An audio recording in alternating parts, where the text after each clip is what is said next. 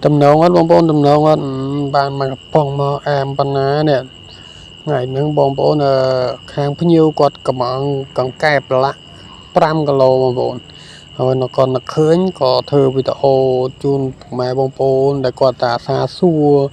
ថាមានលក់អត់មានអត់កាលពីមុនក៏ខ្ញុំមានលក់ដែរបងប្អូនគាត់តែខ្ញុំលក់អត់នៅតាមអនឡាញឥឡូវខ្ញុំលក់តាមអនឡាញអញ្ចឹងណាបងប្អូនអញ្ចឹងបងប្អូនចង់បានអីចង់គ្រប់គ្រង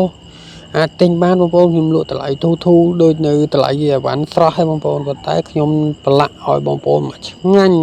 ទឹកប្រឡាក់ខាងខ្ញុំធានាបងប្អូនប្រឡាក់កែប្រឡាក់មន់ប្រឡាក់អីមកអែមឲ្យឥឡូវខាងខ្ញុំមានទទួល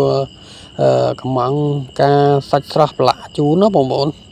អញ្ចឹងបងប្អូនអាចទំនាក់ទំនងបានហើយនេះសកម្មភាពអាំងឲ្យបងប្អូនមើលអែមហ្មងកង្កែបខាងខ្ញុំប្រឡាក់ឲ្យអាទឹកយើងសសនេះយកវាមកលាបលើកង្កែបយើងនឹងមកអាទឹកប្រឡាក់ដែលជាប់មួយកង្កែបហ្នឹងឈ្ងុយអែមហ្មងបងប្អូន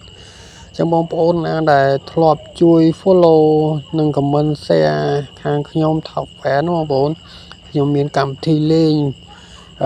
ការចែកបងប្អូនចុងសប្តាហ៍ខ្ញុំនឹងចាប់រង្វាន់5នាក់បងប្អូន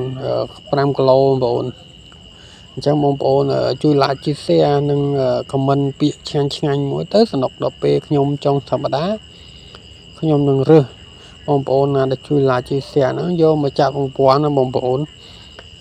អញ្ចឹងអរគុណទុកជាមុនណាបងប្អូនចាំមើលជួបគ្នាថ្ងៃចុងសប្តាហ៍បងប្អូន